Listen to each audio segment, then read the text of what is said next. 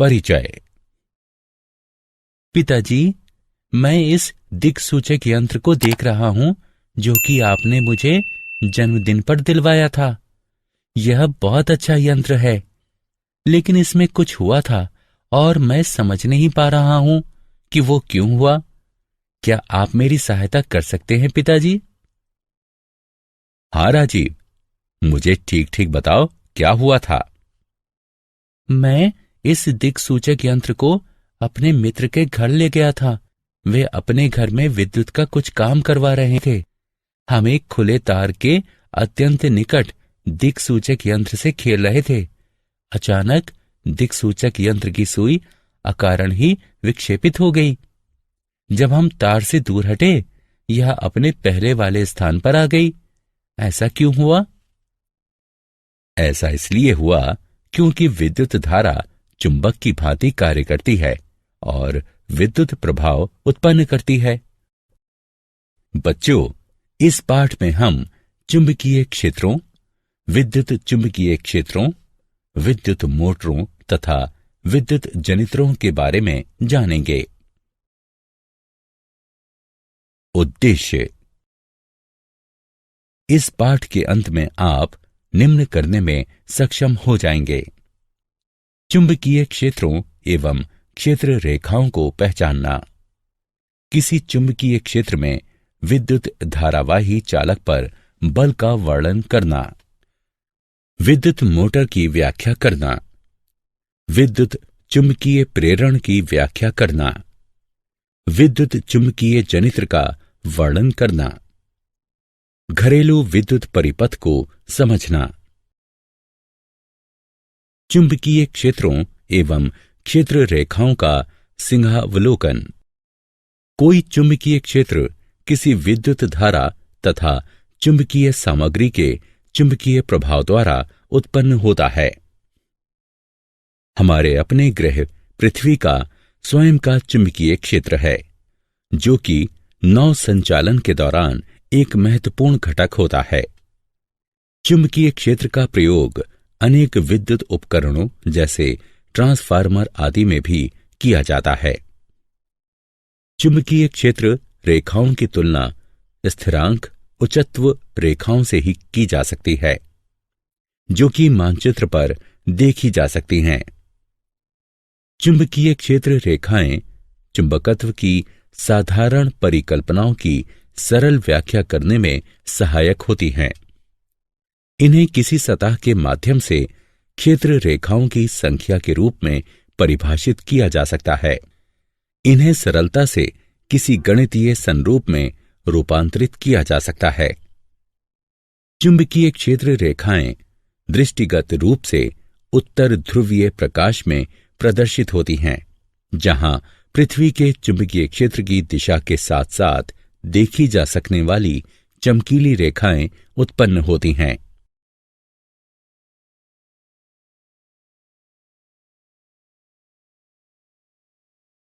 विद्युत धारावाही चालक।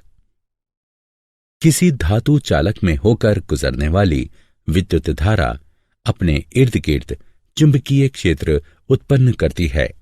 किसी चुंबकीय क्षेत्र में रखे हुए विद्युत धारावाही चालक का आवेश ऐसी दिशा में विलग्न की अनुभूति देता है जो कि विद्युत तथा चुंबकीय क्षेत्र पर लंबवत हों। इसके परिणाम स्वरूप एक ऐसी विद्युत संचालन शक्ति उत्पन्न होती है जिसकी दिशा प्रयुक्त चुंबकीय क्षेत्र की समानुपातिक होती है। इस प्रभाव को उल्टा भी किया जा सकता है।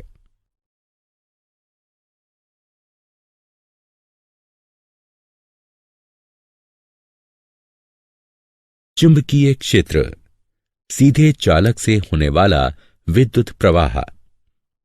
जैसा कि आपने पहले देखा, आइए देखते हैं कि क्या होता है यदि हम तार में हो रहे विद्युत प्रवाह को परिवर्तित कर देते हैं।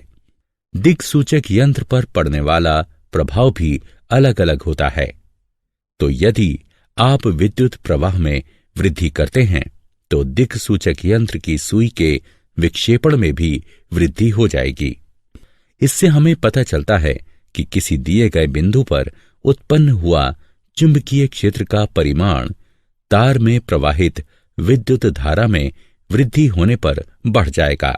अब दिक्सूचक यंत्र को तार में प्रवाहित हो रही विद्युत धारा से दूर ले जाने का प्रयास कीजिए। आप देखेंगे कि जैसे ही तार एवं दिक्सूचक यंत्र में दूरी बढ़ेगी, चालक में दिए गए विद्युत प्रवाह के द्वारा उत्पन्न चुंबकीय क्षेत्र घट जाएगा। मैक्सवेल का कॉर्कस्क्रू नियम। मैक्सवेल का कॉर्कस्क्रू नियम, जिसे दक्षिण हस्त अंगुष्ठ नियम भी कहा जाता है, यह बताता है कि विद्युत धारा की दिशा में कॉर्कस्क्रू घुमाने से विद्युत धारा की दिशा के साथ साथ चुंबकीय क्षेत्र की दिशा भी नीचे की ओर लंबवत बदल जाती है। यदि हम कॉर्कस्क्रू को विद्युत धारा की दिशा में नीचे की ओर घुमाते हैं और कॉर्कस्क्रू का हैंडल दक्षिणावर्त घूमता है, तो चुंबकीय क्षेत्र की दिशा दक्षिणावर्त में होगी। अतः जब विद्युत धारा ऊपर की ओर बहती है तो चुंबकीय क्षेत्र की दिशा परिवर्तित हो जाती है और वामावर्त हो जाती है। चुंबकीय क्षेत्र, वृत्ताकार लूप से होने वाला विद्युत प्रवाह। आइए अब देखते हैं कि क्या होता है जब वो तार जिसमें हम विद्युत धारा प्रवाहित करते हैं वृत्ताकार ढंग से रखा जाता है। इसके चारों ओर संकेंद्रित वृत्तों में चुंबकीय क्षेत्र उत्पन्न हो जाता है। छड़ चुंबक को धीरे से तार से दूर करने का प्रयास कीजिए। जैसे ही हम पाश के केंद्र तक पहुंचते हैं, संकेंद्रित वृत्त सरल रेखाओं के रूप में उत्पन्न हो जाते हैं। संपूर्ण चुंबकीय क्षेत्र एक सरल रेखा के जैसा प्रतीत होता है। अब इस पर मैक्सवेल का कॉर्कस्क्रू नियम लागू करने का प्रयास कीजिए और देखिए कि क्या तार का प्रत्येक खंड एक ही दिशा में चुंबकीय क्षेत्र उत्पन्न करने में सक्षम है।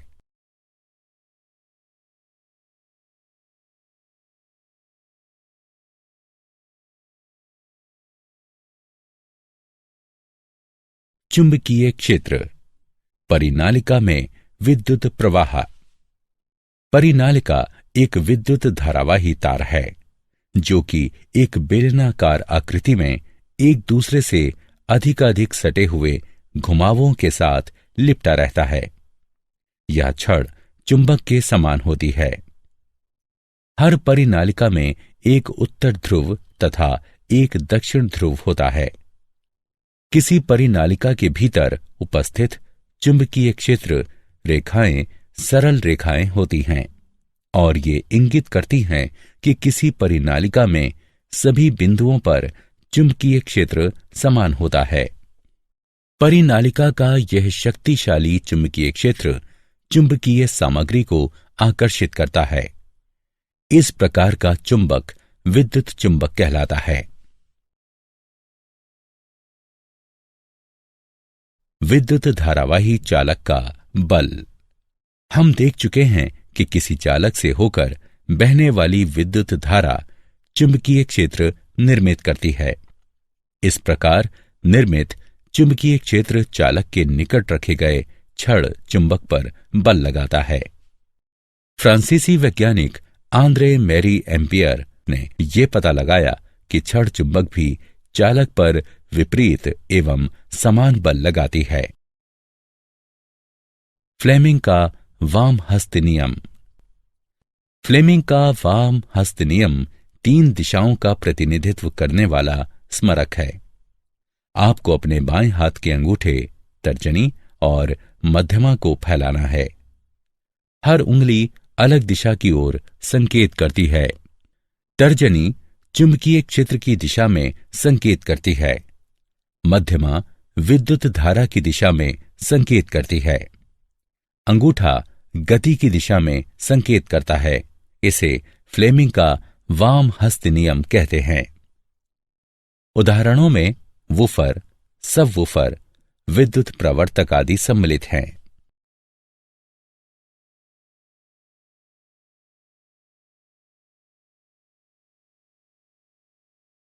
विद्युत मोटर। विद्युत मोटर एक विद्युत यांत्रिक उपकरण है। यह विद्युत ऊर्जा को यांत्रिक ऊर्जा में परिवर्तित करता है। आइए देखते हैं कि विद्युत मोटर कैसे कार्य करता है। मोटर गति उत्पन्न करने के लिए चुंबकों का प्रयोग करता है। विद्युत मोटर के भीतर चुंबक का आकर्षित करने वाला बल तथा प्रतिरोधी बल मिलकर घूर्णन गति उत्पन्न करते हैं। पंखे, ब्लोअर, पंप, डिस्क ड्राइव इत्यादि विद्युत मोटर के कुछ उदाहरण हैं।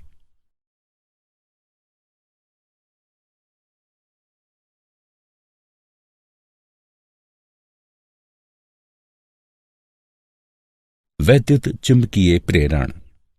चुंबकीय क्षेत्र से होकर गति करने वाले किसी चालक द्वारा किया गया विद्युत उत्पादन वैद्युत चुंबकीय प्रेरण कहलाता है। उदाहरण के तौर पर जनेत्र, विद्युत परिवर्तक, प्रेरण मोटर, विद्युत मोटर, तुल्यकालिक मोटर और परिनालिकाएं आदि वैद्युत चुंबकीय प्रेरण का उपयोग करते हैं। माइकल फैराडे एक अंग्रेज वैज्ञानिक, रसायन शास्त्री, भौतिक विज्ञानी तथा दार्शनिक थे, जिन्होंने चुंबकीय क्षेत्र, वैद्युत चुंबकीय प्रेरण, प्रतिचुंबकीयता तथा वैद्युत अपघटन की खोज की। उनके प्रयोगों में चुंबक को गति कराकर विद्युत उत्पादन करना भी सम्मिलित है।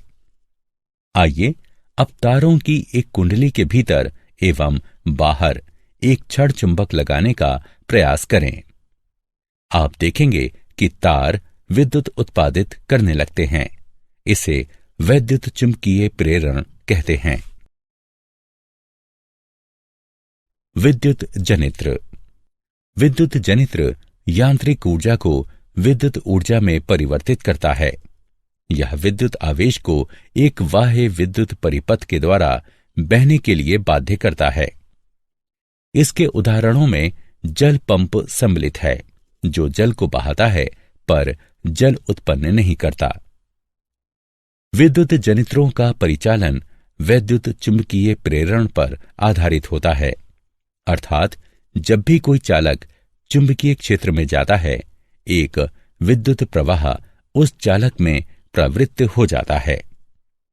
यदि किसी कुंडली के भीतर कोई चुंबक घूम रहा है, तो कुंडली में प्रत्यावर्ती धारा प्रवृत्त हो रही है।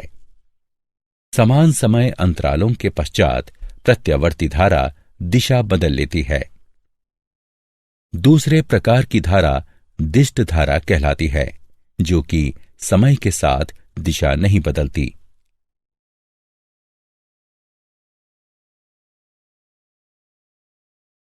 घरेलू विद्युत परिपथ। विद्युत शक्ति जहां प्रयोग में लाई जाती है, वहां से काफी दूर इसका उत्पादन होता है। विद्युत उत्पादन केंद्रों पर विद्युत का उत्पादन 50 हर्ट्ज की प्रत्यावर्ती वोल्टेज आवृत्ति के साथ 11,000 वोल्ट पर होता है। विद्युत को विभिन्न स्थानों पर उपभोग के लिए उच्च वोल्टेज पर पारेषित किया जाता है, ताकि पारेषण के दौरान ऊर्जा की हानि कम से कम हो। विद्युत शक्ति हमारे घरों में 3 तारों द्वारा प्रवेश करती है। ये हैं विद्युन्मय तार यानी लाल तार, उदासीन तार यानी काला तार तथा अर्थ का तार यानी हरा तार। विद्युन्मय तार में 220 वोल्ट का विभव होता है और उदासीन तार में 0 विभव होता है। अतः विद्युन्मय तथा उदासीन तारों के मध्य विभवांतर होता है 220 वोल्ट। घरों में इस्तेमाल किए जाने वाले उपकरणों में विभिन्न प्रकार के विद्युत परिपथों का प्रयोग किया जाता है। अर्थ के तार को धातु की एक प्लेट से धरती में गहराई तक जोड़ा जाता है, ताकि उपकरणों के इस्तेमाल के दौरान विद्युत धारा के रिसाव से तीव्र झटका न लगे। सभी परिपथों में एक महत्वपूर्ण परिपथ है फ्यूज। ये इस बात को सुनिश्चित करता है कि किसी उपकरण में विद्युत धारा के अतिभारण के कारण कोई हानि ना हो।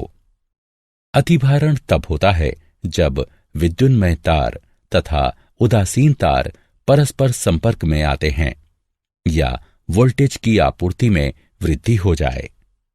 ऐसी परिस्थिति में फ्यूज विद्युत प्रवाह को रोककर परिपथ अथवा उपकरण को खराब होने से बचाता है।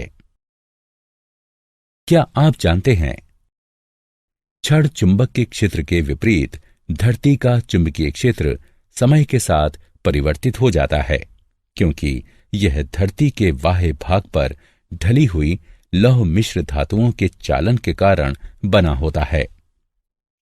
फ्लेमिंग का वाम हस्त अंगुष्ठ नियम विद्युत मोटरों में प्रयुक्त होता है, जबकि फ्लेमिंग का दक्षिण हस्त नियम विद्युत जनित्रों में प्रयुक्त होता है।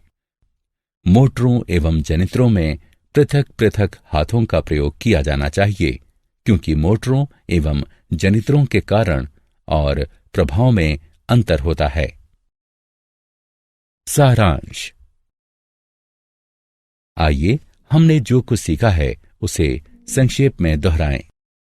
चुंबकीय क्षेत्र एवं चुंबकीय क्षेत्र रेखाएं कैसे उत्पन्न होती हैं? किसी चुंबकीय क्षेत्र में विद्युत धारावाही चालक पर बल। विद्युत मोटर क्या है और यह कैसे कार्य करता है? वैद्युत चुंबकीय प्रेरण क्या है और इसके क्या उपयोग हैं? वैद्युत चुंबकीय जनित्र है और ये कैसे कार्य करता है? घरेलू विद्युत परिपथों में तारों एवं फ्यूज का उपयोग।